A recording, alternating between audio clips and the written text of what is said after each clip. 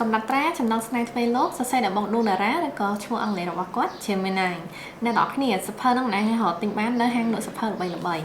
ខ្ញុំបានអានហើយអ្នកគ្នាសភៅហ្នឹងហើយខ្ញុំអានបានវគ្គ2ប្រហែលជា100ទំព័រហើយអត់ទាន់ចប់ទេកំពុងតែអានអញ្ចឹងណាអានេះសម្រាប់វគ្គ1នេះគឺជាស្នាដៃដំបូងរបស់បង Gemini ហ្មងអ្នកនរគ្នាហើយពេលខ្ញុំឃើញសភៅហ្នឹងដំបូងណា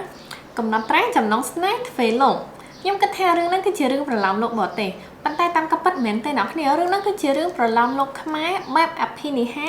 ដែលពាក់ព័ន្ធជាមួយនឹងអតិទេពក្រិតហើយនឹងជាមួយមនុស្សទីកន្លែងអីគឺនៅខ្មែរហើយរបៀបថាតួអង្គហ្នឹងជិះទៅក្រៅប្រទេសអីចឹងប៉ុន្តែបើថារឿងកើតហេតុមែនតើហ្មងគឺនៅស្រុកខ្មែរយ៉ាងហ្នឹងហ្មងមិននៅស្រុកខ្មែរប្រទេសក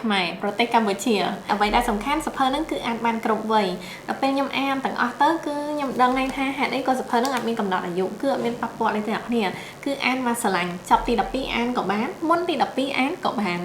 ថាតួប្រុសទៅលយអ្នកគ្នាខ្ញុំស្រឡាញ់តួស្រីជាងតួប្រុសទៀតតួស្រីក្នុងរឿងខ្ញុំបញ្ជាក់ឲ្យគាត់ឈ្មោះ Iris ចឹងទៅយើងស្ដាប់មើលទៅវាមានពាក្យ ice ខាងមុខហើយអញ្ចឹងវាតិចដូចតកកអីត្រូវអត់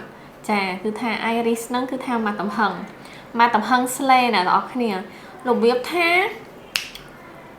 ណាគេប៉ះអត់បានណាអ្នកគ្នាអារបៀបប៉ះអត់បានណាប៉ះឲ្យដាក់ទៅភ្លាមឲ្យមិនមែនដាក់ពាក្យសម្ដីណាអ្នកគ្នាមានកាយវិការខ្លះដែលធ្វើយើងអូយតួស្រីនេះឆ្នះមកសាហាវមករបៀបចឹងណាអ្នកគ្នាប៉ុន្តែឲ្យបើតួប្រុសវិញគាត់របៀបថាគាត់មឹងម៉ាត់ម៉ត់ចត់ព្រោះអីគាត់គឺជាតកូលមួយដែលជាមហាសេដ្ឋីអញ្ចឹងទៅគាត់ត្រូវដឹកនាំក្រុមហ៊ុនគាត់ត្រូវអីអ្នកគ្នាយល់ហើយលំដាប់អ្នករស់ស៊ីធ្វើការបែបហ្នឹងគឺភាគច្រើនគឺជាតួអង្គដែលមឹងម៉ាត់និយាយមួយម៉ាត់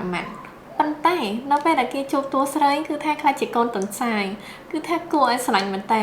សម្បីតែអ្នកខាងគេពីរនាក់ហ្នឹងគឺចំហមាត់អ្នកអានក៏ចំហមាត់ដូចគ្នាហើយពាក្យសម្ដីនិយាយនៅក្នុងហ្នឹងក៏ប្លែកណាអ្នកគ្នាខ្ញុំស្រឡាញ់ជាងគេនៅពេលដែលរឿងដែលមើលទៅវាគិតថា serious ណាស់ប៉ុន្តែនៅពេលដែលអានសើចហើយវាមាន serious ហើយវាមានក៏ប្លែកដល់ពេលវាលាយចូលគ្នាអញ្ចឹងណាធ្វើឲ្យយើងអានវាថាសប្បាយហើយជក់មែនតើហ្មងហើយមួយវិញតែអ្នកគ្នាបើយើងគិតថាតួអង្គពីរនាក់ហ្នឹងតាក់ទាញគួរឲ្យស្រឡាញ់ល្អអានអ្នកគ្នាដៃឆ្វេងដៃស្ដាំរបស់តួប្រុសកាន់តែតាក់ទាញទៅអ្នកគ្នាលើកទី1សភៅហ្នឹងគឺជាសភៅទី1ដែលធ្វើឲ្យពេលខ្ញុំអានខ្ញុំចាប់អារម្មណ៍ជាមួយនឹងដៃឆ្វេងដៃស្ដាំរបស់តួប្រុសរបៀបថាពីរនាក់ហ្នឹងគឺថាចូលរួមចំណែកមួយដែលធ្វើឲ្យសភៅរឿងហ្នឹងល្អអានណាហើយពីរនាក់ហ្នឹងគឺថាល្អសើចហ្មងល្អសើចក៏ល្អសើចហើយនៅពេលដែលគេជួបដៃគូរបស់គេកាន់តែ cute កាន់តែ sweet ហើយរបៀបថារដងពេលយើងអានណាអ្នកគ្នាពេលយើងអានយើងចាប់អារម្មណ៍ថាតើស្នេហាតួអង្គទាំងពីរនាក់ហ្នឹងវាបែបណាប៉ុន្តែក្នុងសភៅនេះអត់ទេធ្វើឲ្យខ្ញុំចង់ដឹងថាអូយស្នេហាពីរនាក់នោះមិនដែរគេជួបមនុស្សស្រីពីរនាក់ទៀតពីរទល់ពីរនេះវាមិនដែរចង់និយាយថាចរិតពីរនាក់ហ្នឹងពេលមានស្នេហាគឺថា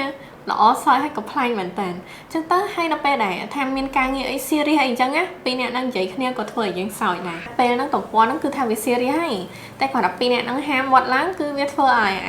ការដែលយើង serious ហើយឌុបដាក់ហ្នឹងក៏វាថយចុះទៅជាសើចវិញអញ្ចឹងតួអង្គពីរនាក់ហ្នឹងខ្ញុំគិតថាល្អមែនតើដែលគាត់បានបញ្ចូលនៅក្នុងសភៅរឿងហ្នឹងគឺជាតួបន្តបន្សំដែលគួរឲ្យស្រឡាញ់ហើយដែលគួរឲ្យតាក់ទាញហើយគឺថា good ហ្មងខ្ញុំស្រឡាញ់តួពីរនាក់ហ្នឹងមែនតើហ្មងនៅពេលដែលដល់ពេលអភិនិហាម្ដងណាគឺថាយើងអ្នកអានដែររបៀបថាចុំ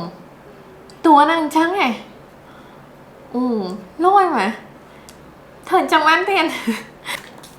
អ្នកគ្នាសភៅហ្នឹងមាន543ទំព័រស្នាដៃហ្នឹងគឺជាស្នាដៃដំបូងរបស់បងឌូតារ៉ាអ្នកគ្នាអញ្ចឹង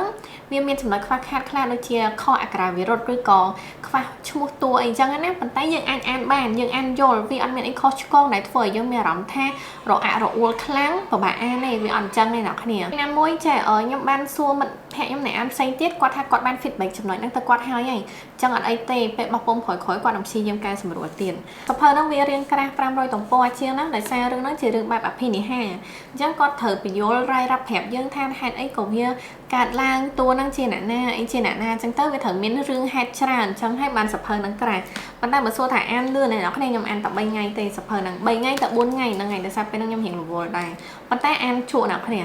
អានជក់ហ្មងរបៀបថាតម្លាក់ចោលហើយដល់មកឆាប់បានលើកមកវិញ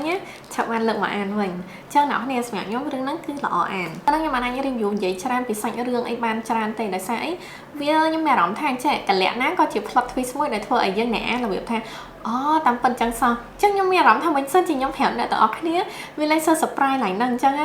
អញ្ចឹងសភៅនេះបើសិនជាអ្នកនេះចាប់អារម្មណ៍អាចរកបាននៅហាងលក់សភៅ3របស់បងមូនសភៅហ្នឹងគាត់ធ្វើទាំងក្របរឹងនិងក្របទន់គឺមានទាំងពីរប្រភេទហ្មងអ្នកទាំងគ្នាឃើញទេអានេះគឺ spray game ក្របទន់ក៏មាន spray game ដែរអ្នកគ្នាតែអានេះគឺជាលក្ខណៈក្របរឹងដំណត្រាចំណងស្នេហ៍ទ្វេលោក